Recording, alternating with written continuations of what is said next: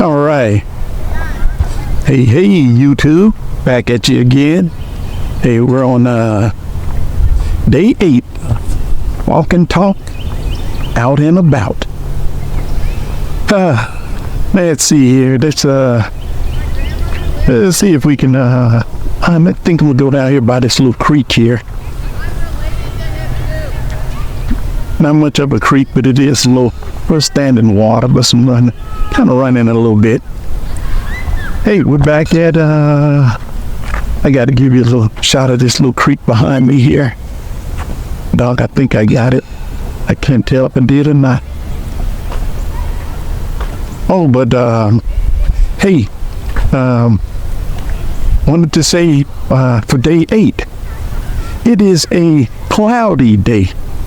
So, we don't have the sun that we normally have. I don't know if that's going to be good. It looks like, the video is coming in okay. But generally you like to kind of rely on the sun, you know, it gives you that extra lighting. And, today is going to be a cloudy one, so hopefully we're coming in clear. Halloween has come and gone, and I didn't see many trick-or-treaters, but I think it's a new thing with the trick-or-treating now, and that is instead of kids getting out and walking around and stuff, you know, I was talking about bag snatching, even though it probably don't exist.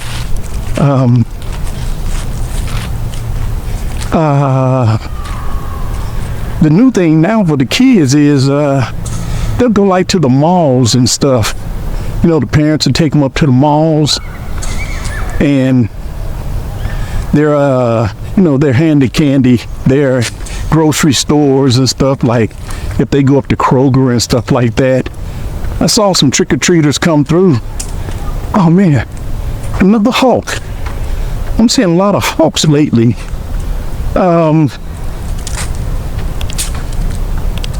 I saw some come through Kroger, but I didn't stay long enough to see where they actually went for the candy, like who was passing it out or how they were actually doing it. But I did see some of the Kroger employees. They had on like witches outfits and stuff. They were dressed up for Halloween, so they had a nice little theme going. I think it was to encourage the kids. I guess they had put the word out that they were gonna be handing out candy to kids. And you know, inside the schools, they'll probably tell them, you know, like they'd probably tell the kids, well, so and so is going to be handing out candy. You can safely go there and pick up some. So that's where we stand on that. You know, just now I just flipped my thought real quickly. I was sitting here just huffing and puffing just now, and let me tell you what happened to me today. I just got off the PC, or just working on the computer, right? But man, it was tough to maintain my discipline today, but I kept my discipline on. I literally had some Olive Garden. I don't know if that is a restaurant chain in your area, but I just had a what was it called? You know, it was like chicken parmesan and some tour Italy. It was called the tour Italy, which is like, you know, like chicken parmesan and like some ravioli and like a, that's not the angel hair pasta dish. That is a, it's just a pasta dish with like an Alfredo sauce in it. Nice little creamy, good Alfredo sauce, but you have to put salt on it though. Most of these places, they don't put salt on their foods so that they can kind of cater to more people, I guess, you know. They just make sure that, you know, they can accommodate everybody, and some people can't tolerate salt.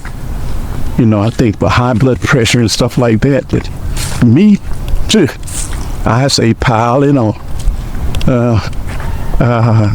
Especially when you get some good fries, French fries, gotta have a salty taste to it, or it just don't taste right. Because I remember when Wendy's started putting less salt on their fries, and McDonald's is all but cut out their salt on their French fries. And man, it kind of takes the taste. It don't taste like a real French fry without salt, though, to me. It's just to me. But what was that in? Oh, I was up at Popeyes has got nice French fries, salty French fry. I was at Bojangles, and I had some of their fries. I was like, those pretty good. Still got a good flavorful taste. But I think Popeyes still got them beaten. There's a greasier, but man, they sure got that little Cajun flavor that makes them tastier too. So that's the trade-off. Grease for flavor. Yeah, that is the trade-off. But it's a compromise we all have to make. Oh, said I was going to time it. Let me see what my time is looking like. I got to get the disciplines. I just started. I've been at this here a week now. And I got to get the disciplines of, I just want to come out here and start walking. But I need to start saying to myself, man, look at the clock first so that you can clock. Look at the timer first so that you'll know how long you're actually walking. So I just, where am I? There I am. Just started walking and trying to get around to putting in the steps for the day. Yeah, but man, Halloween just ended, and I did find out that there were quite a few Halloween parties, and I saw a lot of folks actually going to Halloween parties too. I mean, I was amazed at how many people I saw dressed up and heading out to Halloween parties. I'm like, I guess I'm the last one to get the memo. I'm the last one to be informed. So I was wrong on what I was saying the other day in that I was like, nobody's advertising for Halloween parties. But apparently the word was out. I was just listening to the wrong social circles or something. I was just listening to the wrong radio stations or something. I got to probably get where I'm more connected, I guess. Yeah, because I missed that. But on Halloween night, oh man, everybody was dressed up and going places. I remember specifically, I was leaving one store and I saw 3 ladies coming towards me and they had on their outfits and I was like, man, they look like they're going to have a good time. Yeah, I don't know if I just lost my lighting on you or if you can still see me. Because I'm in a highly shaded area right now and don't know if I'm being picked up there. There I am. I'm back at you. I can see myself better now. Yeah, but we're just out here walking. We're walking for YouTube. We're going to get y'all off that couch, man. We're going to get that butt up. Put you in a rotation. Like, come on, time to put in those steps. But then again, you don't want to look at it like that. I was reading a thing today about some people look at walking as a form of exercise where they feel like they kind of have to do it to stay fit.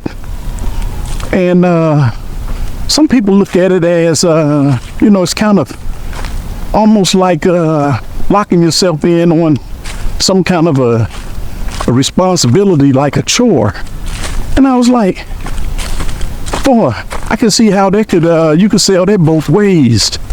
And me, I'm just doing it for fun. Me, that's what I'm doing. I'm just having fun at it right now. And I don't look at it as work. Somebody might look at it as work, but I don't look at it as work.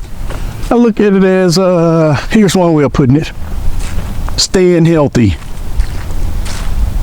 I look at it as just staying healthy. And, you know, that way I don't have to have any problems down the line. Man, it's a barbecue grill right here. That sucker ought to have some charcoal on it right now. I can just imagine this smoke. And I can imagine some smoke coming from it right now. I can hear like music going and everybody laughing. It'd be nice if it was like a little family gathering or something right now. It'd be like, man, we had a good time out there.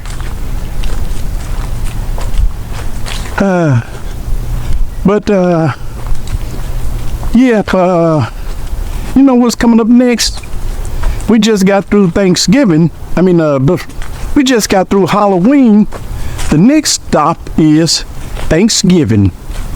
And it makes me wonder, hey, what, you know, everybody's got a different favorite holiday. Mine, let me see, what's my favorite holiday? Man, I'm almost tempted to say the 4th of July. But I had a certain Christmas that outdid everything, and it's hard for me not to say because of that one day, I got to make that my all-time favorite holiday. Shoot. Oh, but the 4th of July, I just love that smell of that barbecue and standing out there at the grill and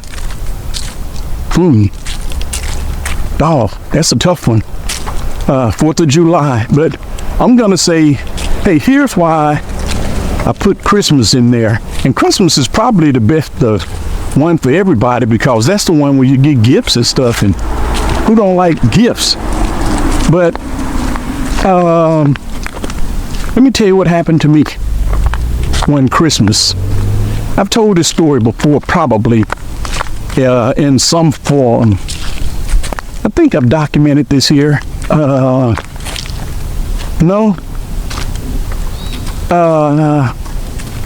You know what? I'm trying to think if in fact I had told the story and captured it on video at some point, but this is why I would probably put Christmas as my number one holiday. One year, I'm around all the family, right? I'm around all the family. I had just moved back to town. You know, I had been out of town for a while. And had returned. This was the first time in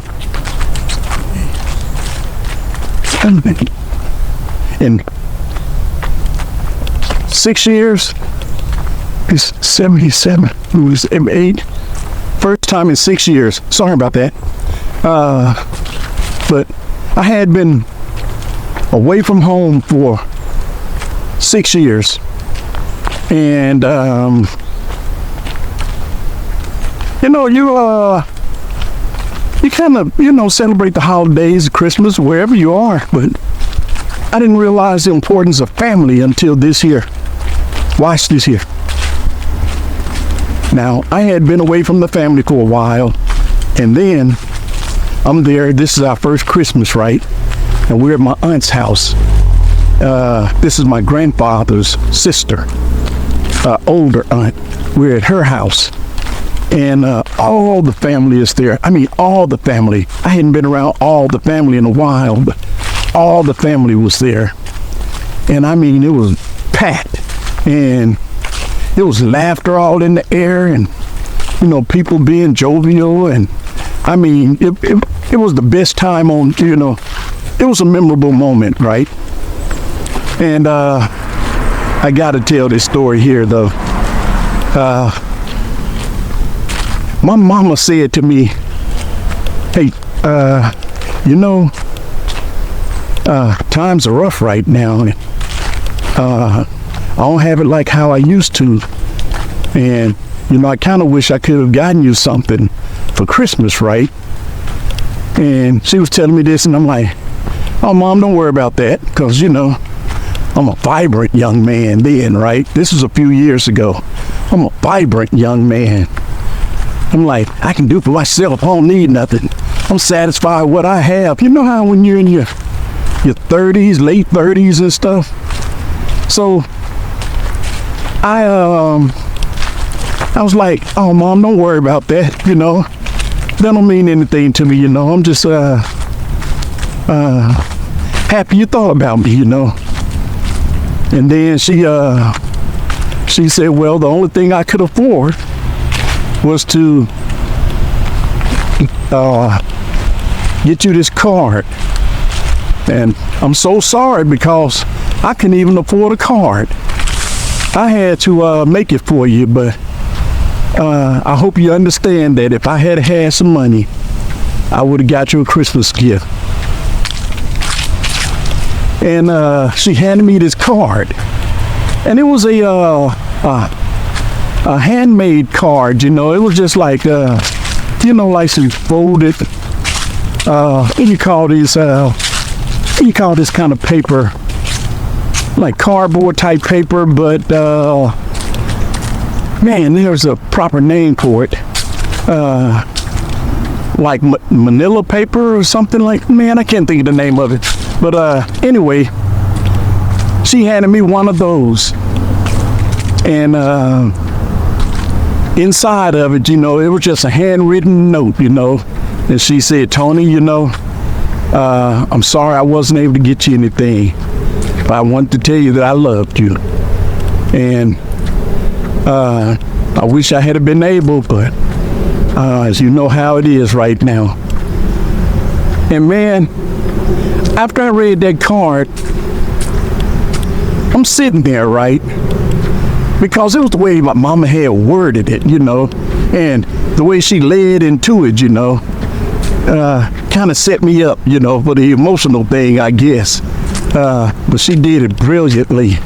I don't know if it was out of strategy or if she truly was wished that she had been able to get me something more. And this is what I really think. I think that she really, really wanted to get me something more than what she was giving me. I read that card, and something happened to me. Let me tell you what happened to me. I'm sitting there reading that card. All of a sudden, it's quiet in the whole place in my mind because the ambience and the noise and stuff, and the people still laughing and talking because there's a bunch of us. But in my mind, everything went quiet because I had connected with those words at that time. And I really connected with those words. And I was like, man, this is the greatest Christmas gift I've ever been given. And when I was a kid, man, I had a little green bike, and there wasn't many things that would have topped that. I got a little 5-speed. That's when 5 speeds were the thing. I got a 5-speed bike, and that was big time memorable in my book, right? So I get this card. Man, I tell you what, I'm literally sitting there ready to cry. And I'm a grown man, almost 40 at the time, I was in my 30s. I was in my mid to late 30s. Man, because I'm seeing the appreciation. I'm feeling the appreciation, I'm hearing her words. I'm capturing this moment right now, right? And I was like, it's just hard to explain, but I'm just going to put it this way. It was about 30 minutes later, and we had a little family tradition where we would all swap gifts, right? Everybody would like pull a name, and that one person would get that person a gift, right? Well, I had already become content. I was happy. I'm like, I got the greatest gift that's ever been given. I'm happy and content. And then they say this here. They say, well, Tony, you just came home. Didn't nobody pull your name because we didn't even know you was going to be back in time, So nobody had your name. And then Mom said, I hate to say it like this here, but it's going to use a little profanity, so forgive me on this here. No the hell, She said something to that effect. I don't want to really get into it, say it like that. I got him something, And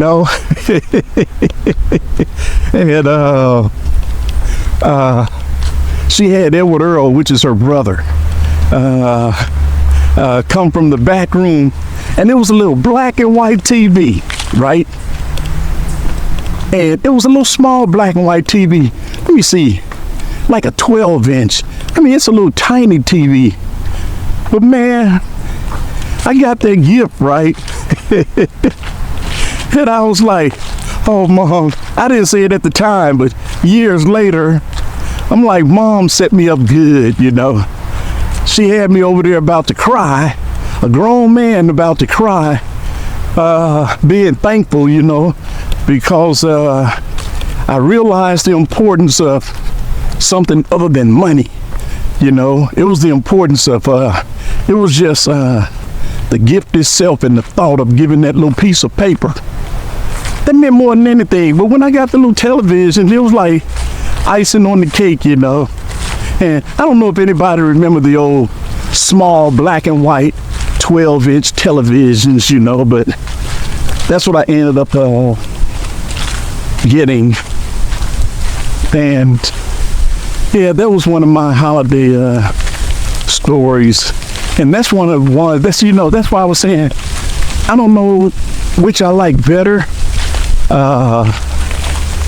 The 4th of July or Christmas, but I got to say, I love 4th of July because of the season, But my greatest memory came from Christmas, Christmas with Mom.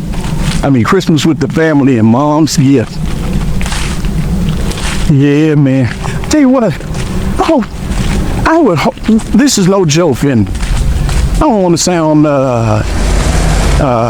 weak or nothing, but I would hope that everybody on earth would have that one moment that I had, that one experience, that sometime in their life have that one moment, I would pray and hope and pray that everybody could experience that at least one time, just one time, because I know what it did for me, and I know how that memory has lasted, and every time I think about it, I tell you what, I laugh about it and get a good feeling on the inside too. Don't get me wrong, I get a good feeling on the inside every time I tell that story. I don't get a chance to tell it too often, though. That's another thing too.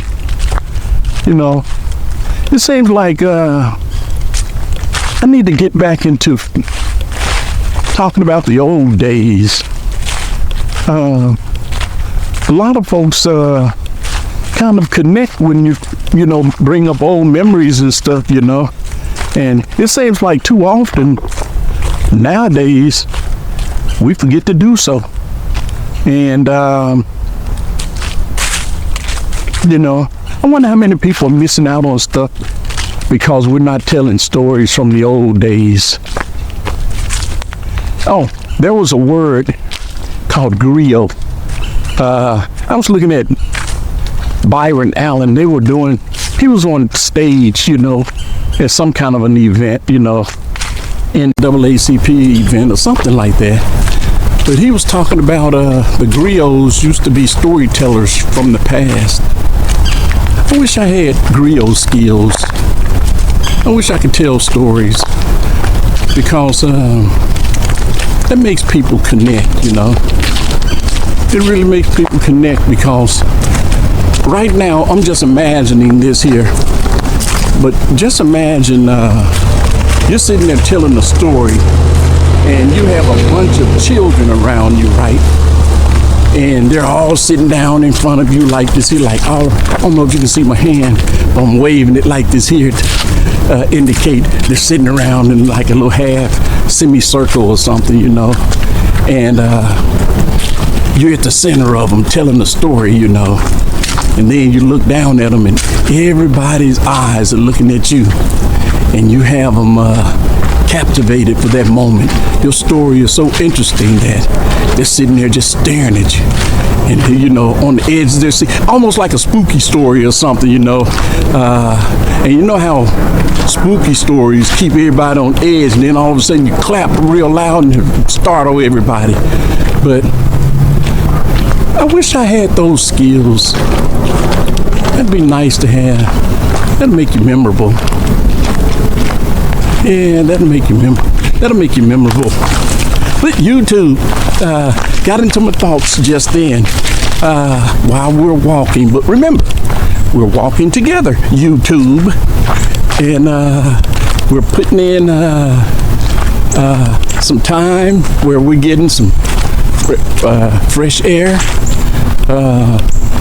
blood circulation, removing any tiredness or any stiffness, and seeing nature.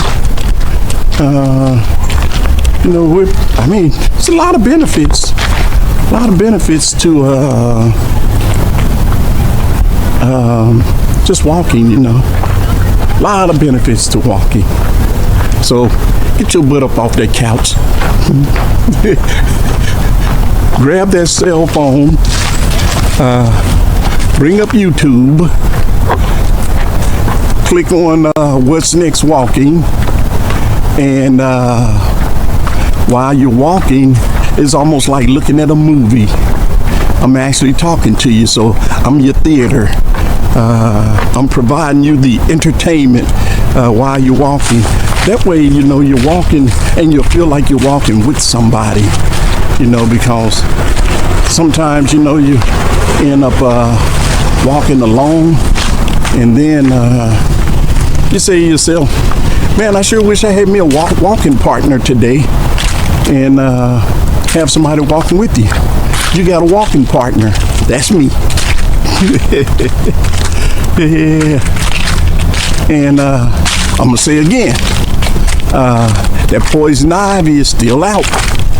So make sure you walk on a surface where you're not catching poison ivy, and if you do a trail, make sure you keep an eye out for those poison ivy leaves and stuff. Just make sure you keep an eye out for that poison ivy, because you don't want to catch it.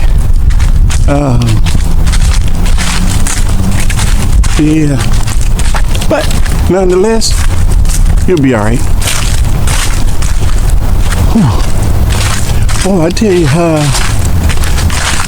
it's a little humid today. Oh, I forgot to tell you. Let me paint the environment for you. I did say that it's not as sunny today, right? But you know what it is? It's what do you call mugginess? Humid. When it's muggy in the air, like moisture in the air, humidity.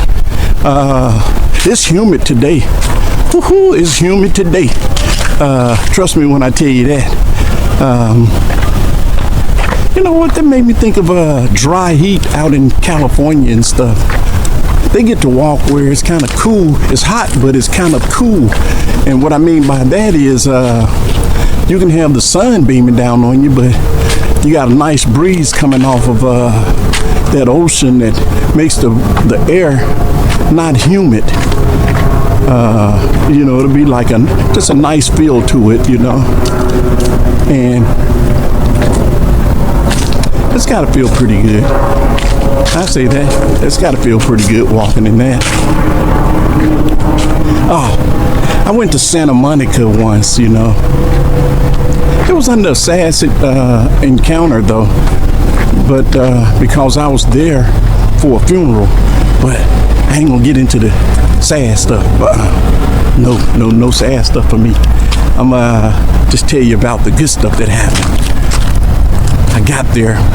I'm a soldier, right? And I flew from Germany down to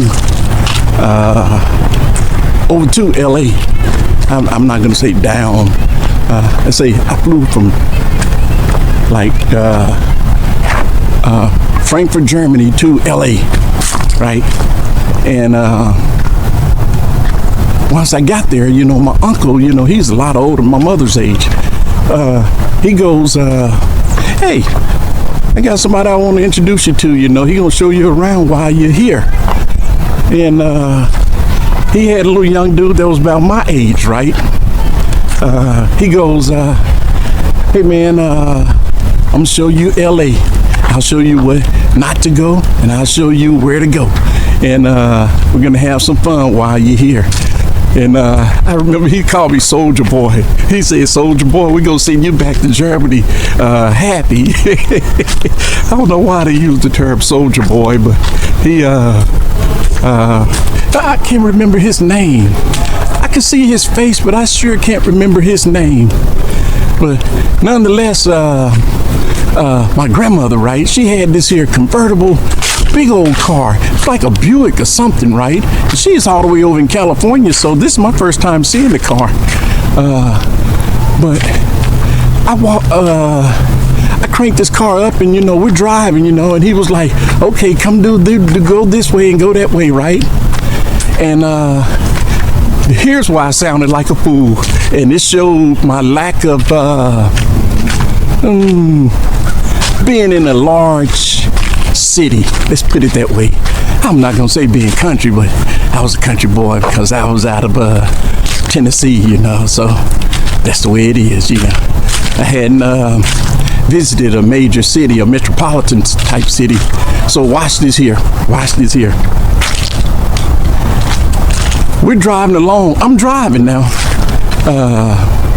and I'm coming down this freeway, and I was like, oh man, downtown LA looks nice. I can't believe I said it now, but that's what that was what was said, because I saw all of these big buildings, and it looked like the downtown in my little area. I mean, I'm a Tennessee boy, and I just hadn't had that New York or that LA exposure. And he looked at me, and he also had he had two friends. It was two girls with us. Sorry about that, I left that part out. That's why I kind of got embarrassed, because the girls were with us, and I was in my 20s at the time. I think I was 21. Yeah, I was 19, 20. Man, I may have been late 20 or early 21 years old or something. But back to the story, right? He goes, I'm like, oh man, downtown LA look nice, Man, I like that look, He said to me, he was like, man, that ain't no downtown, man. That's one of our suburbs. But their suburbs had big buildings that looked like a downtown in a little small town, in a small city. So I ended up, I kind of was embarrassed at the moment, because it showed that I was from a small town, and I'm now with the LA folks, and, they were just, they were metro kids, we were all kids, in our 20s, but drove past that, right? then I saw another major area. I didn't say nothing about that. I was like, that looked like downtown LA right there to me too. And we finally went past a lot of what appeared to be metro type areas, and I thought they were downtown areas, but they were suburban to the downtown area. But at that moment, I realized what a big city looked like. I was like, man, now that's a big city there, boy. They got stuff. And now that I'm older, I've seen it, because I've actually seen somebody do the same thing. Now, because I live in the metro area, I've seen the same thing now. But nonetheless, make sure I got me. I don't know if I'm coming in. It's cloudy out here today. Dog, I just lost where I was going. I was in LA. I had a point to my story. And oh man, I lost my point to my story. But let me get back to it. I got it. I just picked it up. But I was talking about me and the guy and the two girls, right? And I'm driving, we go down to Santa Monica Beach. Santa Monica Beach. It's the pier. I think they call it Santa Monica Pier, but it's a beach. It's water. And man, it was like it put me in a whole new state of mind. I was like, man, and we had a good time. I can still see their faces, but I can't call their names. I wish I knew those names. I wish I knew their names. I can't remember stuff like how I used to. But I tell you what, I can say that, but I can equally say that I'm still pretty sharp. I think I tell myself I don't remember stuff a lot, so that it'll help me stay on top of things, because I have been told, man, you got a brilliant mind, man, you remember everything. So I do utilize that terminology quite often, and I am aware that I use it, but there's a mechanism that I have inside of me that I use it to maintain focus too, So if you hear it, that's part of the reason why it's coming out of me. Hey man, this is a vine like Tarzan. I'm gonna see if you can see this vine behind me. I'm gonna turn here. Okay, I don't know if I picked it up, but there was a vine behind me. Made me think of Tarzan, Man, I used to love that when I was a boy. I used to love Tarzan. And we had on TV, the Tarzan that I had was a guy named Johnny Weissmuller. Was it Muller, like a German name? Weissmuller or Muller? I think he had a German name, but the American pronunciation is, we always called him Johnny Weissmuller. Man, he had the little chimpanzee name was Cheetah, and they had Janie. And we grew up on that, and I used to love that, man. That was my show. And then another show that's on TV right now that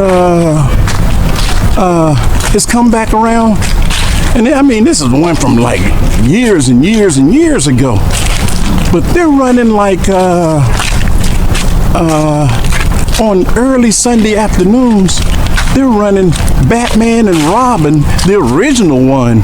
Not a cartoon, but the original one where they had the Riddler and the Penguin, and I'm not talking about the movies, because they've got Batman movies. As a matter of fact, that's a whole franchise. I'm not talking about that. I'm talking about the original Cape Crusaders that had on like the little plastic outfits, and had the words pop up on the screen like "pow" and stuff like that. You know, when we would watch TV. Where am I? I lost my. There you go. You're back at you. When they had like "pow" and words like that, the boom, that popped up on the screen. That one is back on TV. And I was sitting there looking at it and I was like, man, when I was a little boy, I used to love this stuff and it was so real. Now you can see how fake it is, you know, and how it's, well, I'm not going to say fake. I'm just going to say it's not at the quality level as today's programs are. And I guess in time, everything gets better, you know, because you can just look at TV right now. We used to have like the little fizziness and stuff. What do you call it? It used to be called like snow or something like that. What was that? Little raspy look that used to be on the screen, all them bunch of little dots. There was a terminology we had for that though. And now we don't even have to face that stuff, man. We got everything in HD. Stuff so live, man. It looked like people were standing there. You can see every freckle in their face. You can see every bump on their nose. You can see every sweat that's beading down the side of their head. You can see the color of their eyes real clearly. That HD stuff, man, and ultra and QLEDs and all of that stuff, man, is high quality now. So time just makes things get better. And that show, it was high quality back in the old days. And I'll challenge anybody that came from that era to tell me that they didn't enjoy that, because I know we did in my neighborhood. Yeah, there's certain things we like, man, I'm defending that. I'm defending that. I'm down with that, man. And that's one of those programs, Batman and Robin. And I got to throw in Tarzan too. I'll defend that too, you know. And you know what, another thing? I think Johnny Weissmuller was a Olympian, like an Olympic swimmer or something, because he could swim in that daggone, in the movie, you know, in this, in the shows that we used to see. But I think I learned over time that he was an Olympian. I think he was an Olympic swimmer. And it seemed like he was just fit for that role. I mean, he was the perfect one for that role. Perfect for that role.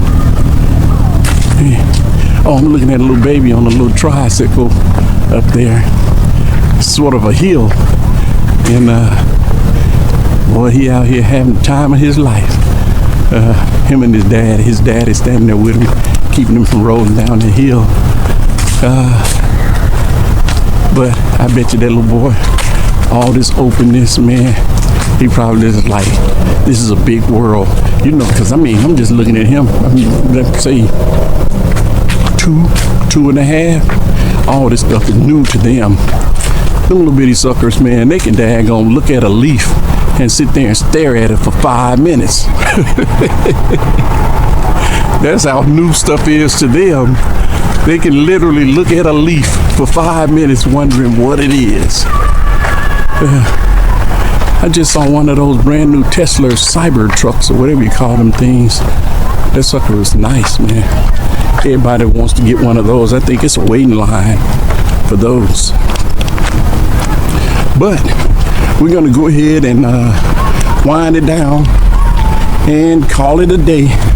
Say that YouTube, we've knocked day 8 out together, and we'll see if we can pick it up again tomorrow. Until then, we'll talk to you later.